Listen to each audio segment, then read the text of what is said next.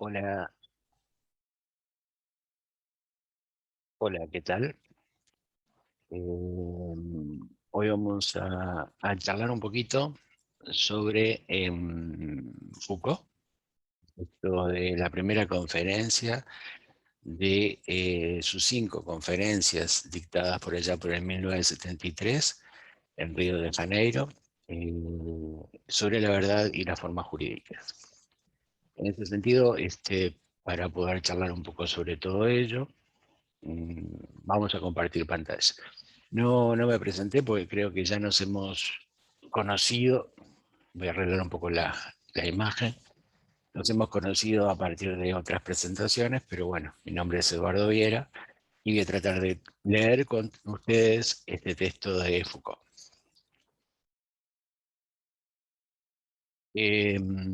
La verdad y la forma jurídica, Michel Foucault. Ahí tienen 2 imágenes de Michel Foucault y del texto La verdad y las formas jurídicas. En este caso, como ustedes saben, vamos a estar trabajando en la primera conferencia de esas 5 conferencias que, como les decía, dictó en Río de Janeiro en 1973.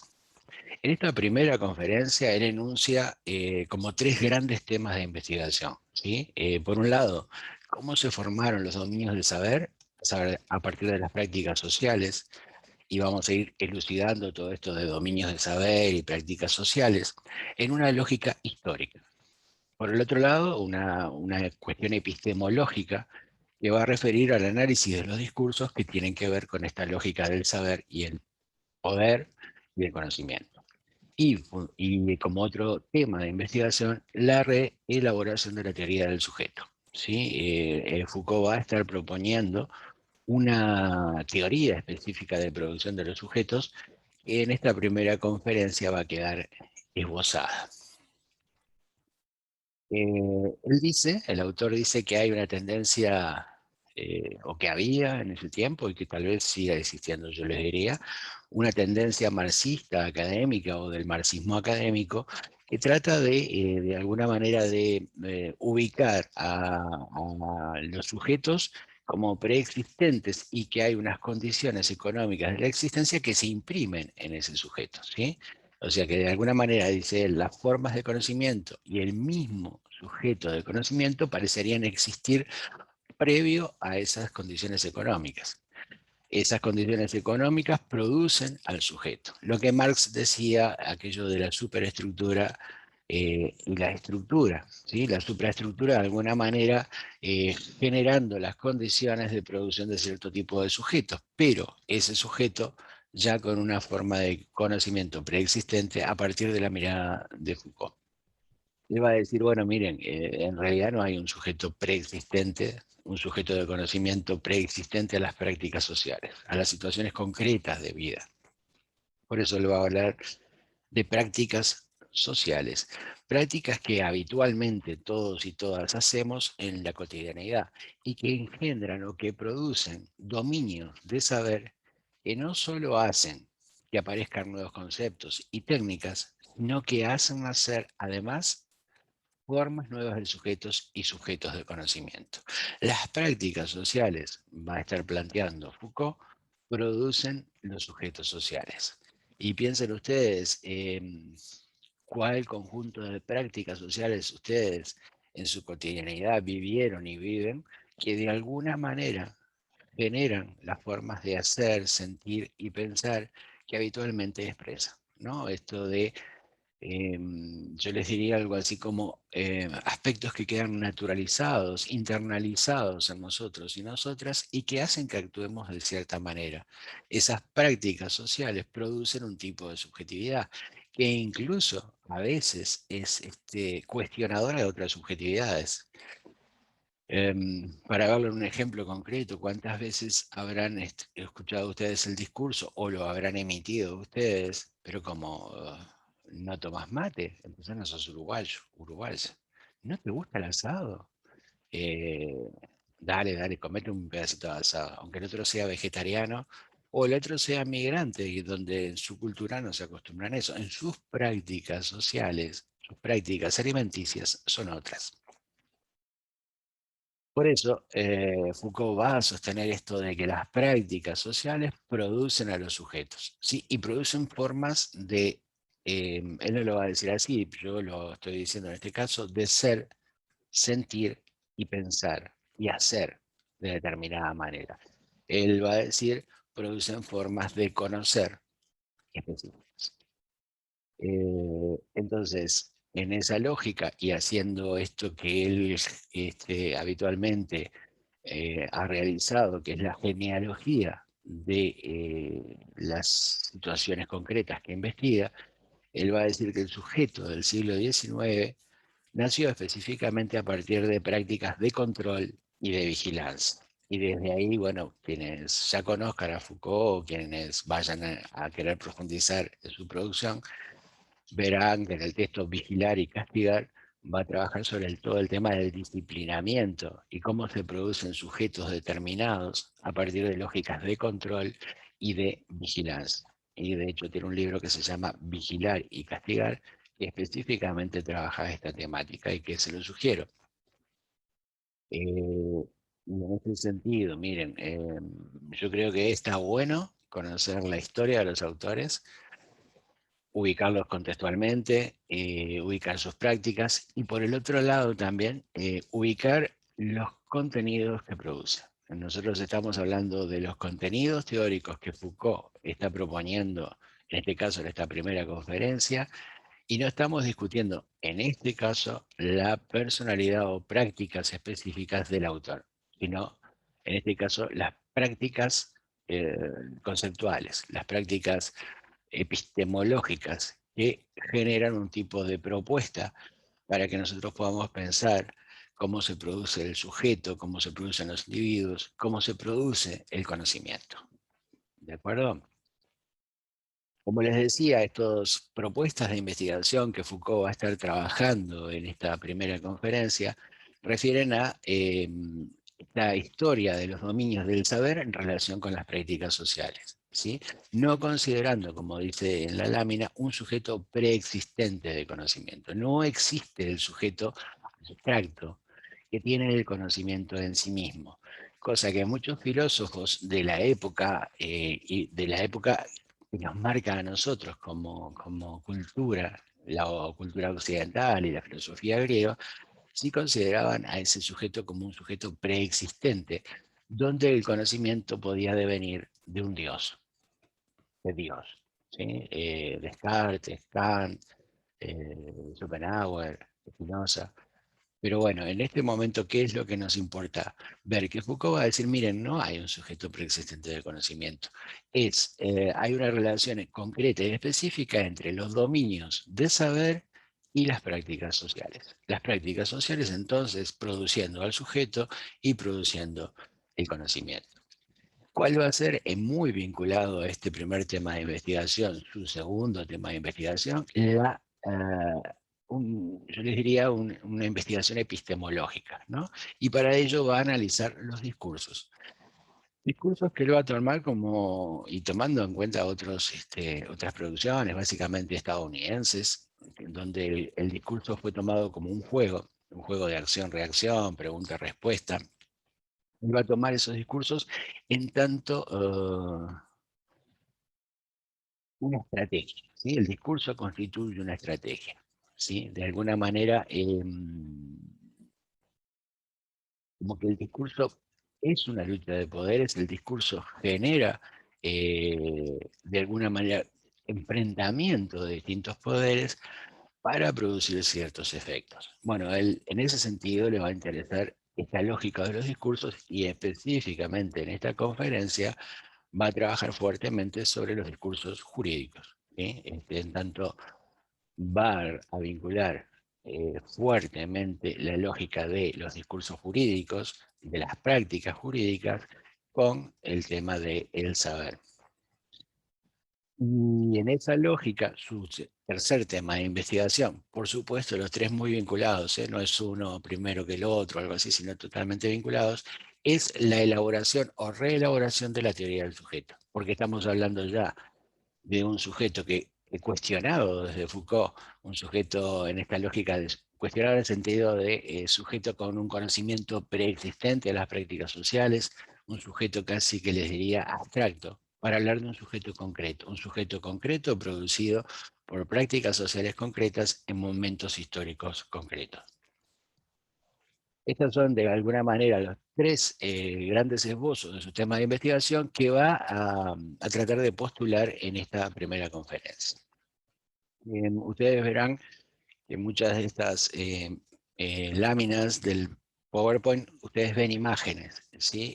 Estas imágenes intentan, por un lado, completar lo que estamos hablando ahora, y por otro lado, a quien quiera, remitirles a otro tipo de afirmaciones de la actualidad. Fíjense en este caso, las imágenes son todo el tiempo mi cubrebocas, lavo mis manos frecuentemente, mantengo una sana distancia, discursos que en la actualidad nos están marcando y están generando también cierto tipo de subjetividad. La subjetividad del cuidado, pero también la subjetividad paranoica respecto a el contagio, al infectado, al virus y tantas otras cosas que ustedes podrán analizar y que sería bueno ustedes puedan actualizar estos planteamientos de los distintos teóricos y teóricas que estamos trabajando en el curso a la situación concreta que se está habitando y que nos habita en estos tiempos.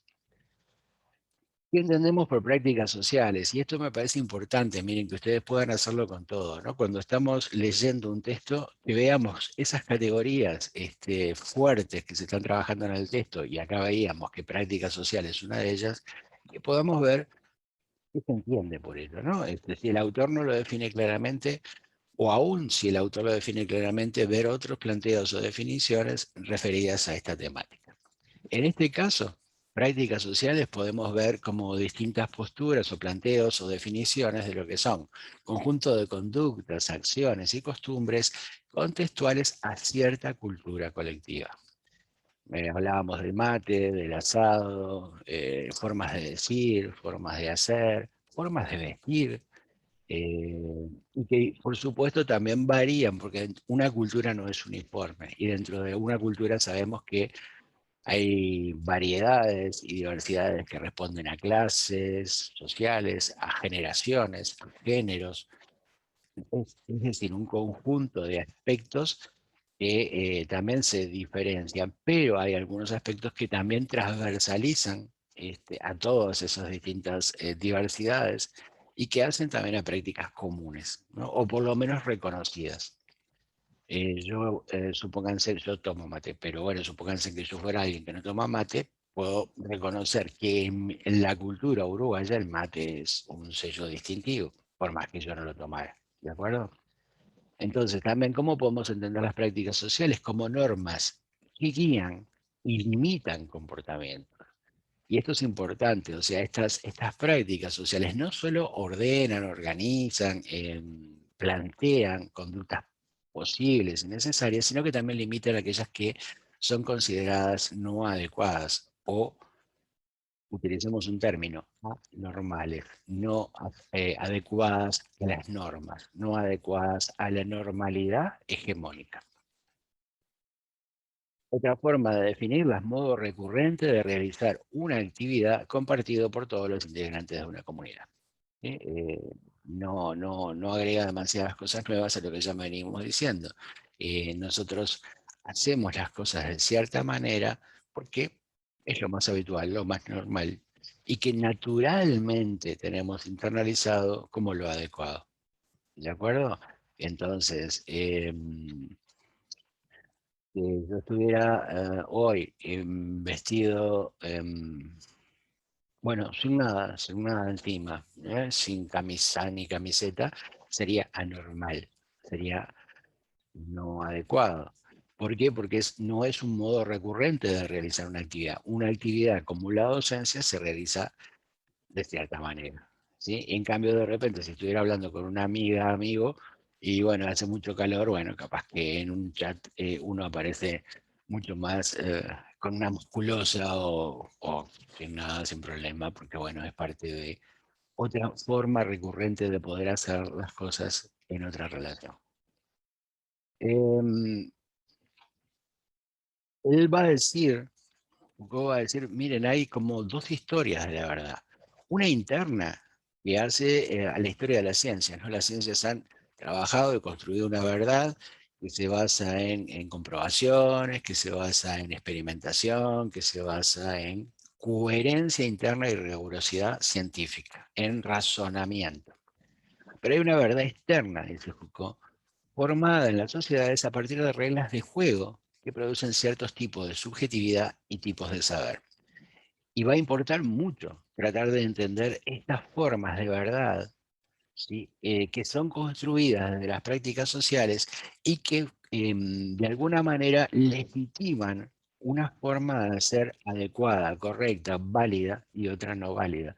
Esa verdad, esas formas de construir verdad desde lo externo, eh, hacen a tipos de subjetividad, a formas de subjetividad y a formas de saber o a tipos de saber prevalentes, válidos, legítimos, y a otros no. Piensen ustedes en la historia de la humanidad, cuántas verdades por determinados contextos normalizados y legitimados no fueron aceptadas, fueron incluso, yo diría, criminalizadas, ya sea con la cárcel, ya sea con el manicomio, o ya sea directamente con la muerte o la expulsión. Aquello que era diferente a lo legitimado quedaba fuera, quedaba expulsado. Y bueno, si uno, a quienes sean amantes del psicoanálisis, verán toda la historia del movimiento psicoanalítico y tienen bastante para divertirse en esto de cómo se manejan esas lógicas del saber vinculadas muy fuertemente al poder. ¿Sí? El poder que va a aparecer también en este texto trabajado. El saber muy vinculado al poder, como cosas, les diría, inmanentes. O sea, una estrechamente no vinculada, sino que existe con la otra. Poder y saber existentes en conjunto. Un poco hablar entonces de las prácticas jurídicas, como yo les decía un rato atrás, y va a decir que esas prácticas que son modos en que en la historia de Occidente se definió la manera en que podían ser juzgados los hombres en función de los errores que habían cometido. O sea, de alguna manera definir qué está bien y qué está mal. La manera en que se impone a determinados individuos la reparación de sus acciones o el castigo de otras. Veamos y pensemos en estos tiempos. Juntarnos en una plaza podía ser una conducta habitual, válida, de socialización, ahora puede ser considerada, y algunos incluso han querido tratar de criminalizarla, en el sentido de, bueno, es un riesgo y es un atentado contra la vida o contra la salud pública. Entonces, se ha intentado y se está intentando judicializar, constituirlo como una práctica jurídica de sanción, de castigo, de lo que se acepta y lo que no se acepta como conducta. Esas prácticas jurídicas, dice Foucault, esas formas de normalizar, y fíjense en que normalizar estamos refiriendo al término norma, esas formas de normalizar definen tipos de subjetividad, ¿sí? Subjetividad adecuada y subjetividad inadecuada. Entonces, en cierta manera, hay una subjetividad que está normatizada, que es la que todos y todas reconocemos como válida. Y también entonces formas de saber pertinentes o impertinentes. Y también las relaciones entre el sujeto y la verdad.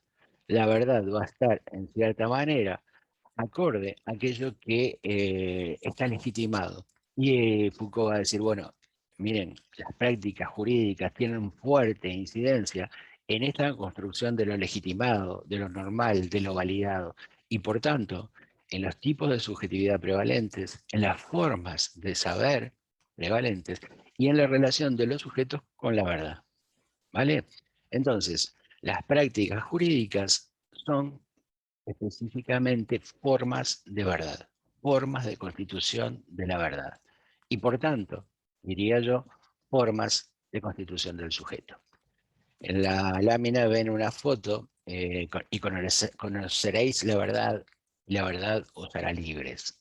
dice, y lo colocamos ahí porque, bueno, decíamos, miren, en esto de las prácticas jurídicas uno debería pensar, bien, uno lo relaciona al poder jurídico, al poder judicial, a todo el tema de jueces, abogados, fiscales, pero uno podría decir, bueno, cuidado, las prácticas jurídicas a veces trascienden a la institución jurídica, ¿sí? Y las prácticas jurídicas pueden también constituirse desde lo religioso, ¿sí? Y vean ustedes, quienes sean religiosos, religiosas, o que respeten normas, y remarco la palabra religiosos o religiosas, eh, normas que de alguna manera definen formas de saber, formas de relación entre el sujeto y la verdad, y tipos de subjetividad validados. O sea, de alguna manera, yo diría, y por eso está la imagen, que es también una constitución de una práctica jurídica, que plantea lo que está bien, lo que está mal, que castiga el desvío, y tal vez incluso toda esta práctica de la confesión tenga algo de eso en forma explícita, ¿no? Yo me confieso ante el sacerdote o el cura escucha mis pecados y me plantea formas de corregirlos, de salvarme, o formas de autocastigarme por el error cometido, por la desviación de la norma que en este caso plantea Dios. El otro Dios al cual pueden estar respetando las instituciones jurídicas tradicionales, la institución esta que hablábamos de los jueces, fiscales, abogados, tiene que ver con el otro Dios, el Estado. El Estado planteado como un suprapoder que regula y normatiza las conductas de los y las ciudadanos. Foucault, en esta lógica genealógica, como les contaba, donde no importa la historia lineal, sino una historia de procedencias, de cómo se construyó, y acá en toda esta conferencia que como estamos viendo, está hablando de cómo se construyó el saber, cómo se construyó el poder, cómo se construyó el sujeto. Va a decir, bueno, miren, la indagación como tal apareció en la Edad Media como una forma de investigación de la verdad en el seno del orden jurídico, ¿sí? En la Edad Media se indagaba para tratar de saber quién hizo qué cosa, en qué condiciones, en qué momento, y esto todo está instalado en una lógica jurídica, ¿sí? Desde el orden jurídico se trataba de investigar la verdad de un acontecimiento, de un hecho. Esas técnicas de indagación se instalan en la Edad Media a partir de este orden jurídico. Y en el siglo XIX aparece un nuevo instrumento, el examen, que, según el planteo de Foucault, es fundador o fuertemente incidente en la construcción de la sociología, la psicología, el psicoanálisis, la criminología, la psicopatología. Y toda esta lógica del examen vinculada al control político y social. Ahí tienen dos imágenes de examen posible, el examen médico, el examen educativo, y cuántos otros exámenes vamos pasando en el transcurso de nuestra vida que de alguna manera son dispositivos de control para regular lo que es correcto y castigar lo que es incorrecto. En todo este trabajo que está haciendo Foucault sobre esta producción de verdad, esta producción de saber, esta producción de sujetos, va a reconocer profundamente la utilización de los saberes y las propuestas de Nietzsche, de Friedrich Nietzsche, bueno, con todos el conjunto de textos que Nietzsche pueda tener, como la gran ciencia, la genealogía de la moral, incluso, aunque no lo nombra en este texto, así hablaba Zaratustra, ¿sí? Donde Nietzsche va a hacer un análisis histórico de la formación del sujeto. Ahí tienen por ahí dos imágenes de Nietzsche y dos frases de Nietzsche que capaz que también cooperan en esto que estamos hablando. Nietzsche de alguna forma va a decir, bueno, yo quiero saber cómo se produjo el sujeto y cómo se produjo también un cierto tipo de saber, no admitiendo al igual que Foucault, en lo que veníamos hablando, un sujeto preexistente del conocimiento, sino que el sujeto de conocimiento es un sujeto producido históricamente a partir de determinadas prácticas específicas, ¿sí? Eh, de alguna forma, el conocimiento, de acuerdo a lo que dice Nietzsche es un invento que significa algo opuesto a origen, cosa que habitualmente, aún hoy, seguimos instalados en esta lógica de buscar el origen de las cosas, ¿no? Y eso ha sido esta formación que hemos tenido, no solo desde las instituciones educativas, sino en lo no formal o en lo informal, de tratar de pensar, frente a un efecto hay una causa. Y nosotros podríamos decir, bueno, tal vez frente a un efecto que observamos, hay múltiples procedencias, múltiples aspectos que producen tal hecho. Y de hecho, la forma en que explicamos la producción de ese hecho es, en cierta forma, podríamos decir, un invento. O sea, una construcción que hacemos a partir de relaciones racionales, emocionales, históricas, contextuales, de lo que podemos inferir a partir de lo que observamos y sus posibles vinculaciones con fenómenos precedentes. En este caso lo que nos importa es que Nietzsche va a decir, miren, no me importa conocer orígenes de las cosas, sino asumir, y en este caso del conocimiento, que fue un invento producido por los sujetos. Y entonces, ese invento, según Nietzsche, está vinculado a relaciones de poder eh, muy concretas, ¿sí? Pero que de alguna manera, por más que sean muy concretas, son oscuras en cuanto la cantidad de intereses a veces muy neutros, podría decirse. Algo así como, bueno, yo tengo un afán de dominación sobre el otro. Según la propuesta de Nietzsche, hay lógicas de dominación donde yo trato de imponerme al otro para ganarle, ¿sí? Porque hay relaciones de poder que son inmanentes a los sujetos humanos. Esas relaciones de poder producen la invención.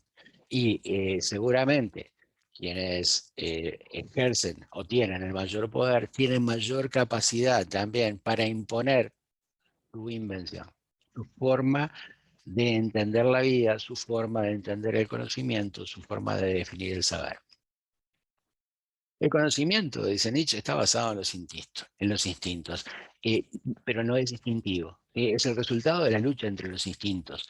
Y fíjense en que él va a hablar, y esto es todo una transformación frente al enfoque habitual de la relación con el conocimiento, donde los filósofos y filósofos, porque filósofas no aparecen, cosa rara, ¿no?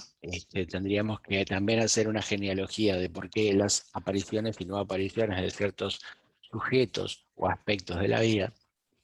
Pero lo que sí vamos a observar que en este planteo de Nietzsche, él va a hablar del reír, del detestar y el deplorar como formas de relación con el objeto. Y yo les decía, totalmente contrario a la forma habitual de los filósofos occidentales que planteaban que entre el objeto y el sujeto había una relación de continuidad, de empatía, de amor, de vínculo,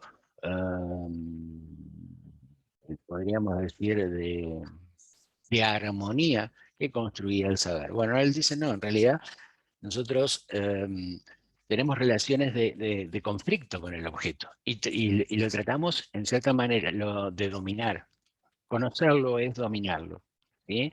¿Por qué? Porque nos reímos de él, lo detestamos, lo deploramos. Impulsos que nos colocan, dice, en posición de odio, desprecio o temor delante de cosas que son amenazadoras y presuntuosas, ¿sí? Entonces, ¿qué es el conocimiento? Una relación de dominación de las cosas a conocer, no una percepción, reconocimiento o identificación, sino relación de dominación. Yo conozco para dominar a ese objeto.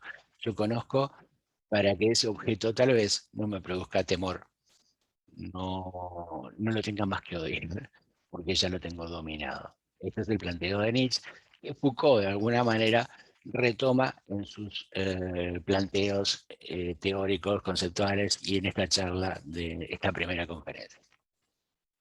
Tratando de ser acotado en el tiempo y tratando de que esto sea simplemente un apoyo para la lectura mucho más profunda que ustedes puedan hacer del texto y ojalá, si es posible, pudieran seguir leyendo las otras conferencias que les dan un marco mucho más global de comprensión al texto, vamos a culminar con los planteos sustantivos que de toda esta primera conferencia Foucault sintetiza.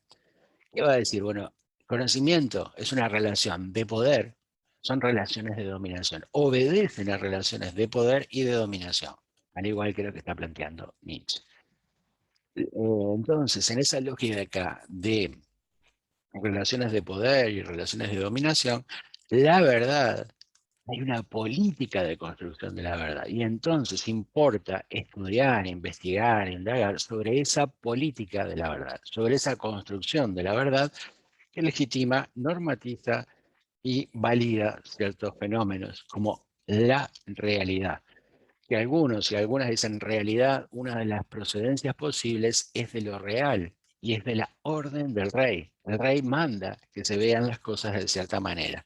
Y quien conozca el cuento, no lo voy a contar ahora, pero que él conozca el cuento, o sí, digamos un cuento del rey desnudo, bueno, sabrá a qué nos referimos con esto de cuánto puede, en cierta forma, el poder legitimar una forma de ver, una forma de validar, una forma de asumir lo que es verdad y lo que no es verdad.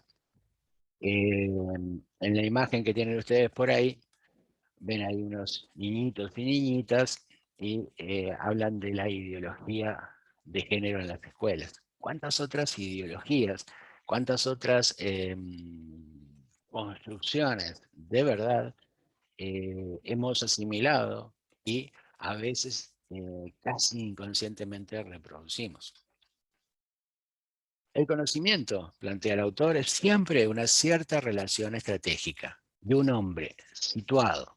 Por tanto, ese conocimiento, siempre situado y siempre estratégico, es una perspectiva, ¿sí? El conocimiento no es un conocimiento absoluto de los objetos, algo de aquello que, por ejemplo, planteaba el idealismo filosófico, ejemplo Platón, ¿verdad? Cuando decía, bueno, el sujeto sale de la cueva donde no podía ver las ideas y ahí puede ver las ideas en lo absoluto, las ideas que habitan en otro espacio, pero que el sujeto puede apoderarse de ellas y entonces percibir, reconocer la verdad, identificar la verdad. Bueno, Foucault va a decir, no, ¿saben qué?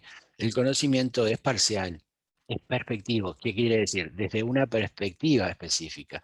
Si yo me sitúo arriba de una montaña, veo las cosas, veo el paisaje de cierta manera. Si estoy bajo la montaña, la perspectiva es otra. Esta es la lógica del conocimiento perspectivo. Y por el otro lado, y acuérdense ustedes que hoy estuvimos hablando de que Foucault criticaba una forma académica marxista de leer la producción del conocimiento como un sujeto preexistente del conocimiento, va también a hacer una crítica a la concepción marxista de la ideología. Esa burdamente dicho que va a plantear el marxismo. Bueno, la ideología distorsiona la realidad y no me permite verla, ¿sí? No me permite eh, acercarme a la realidad en cuanto tal. Y fíjense en que todo este planteo de Foucault va a decir, bueno, ojo, cuidado, la verdad es una construcción política, el saber es una construcción política, los sujetos son una construcción política.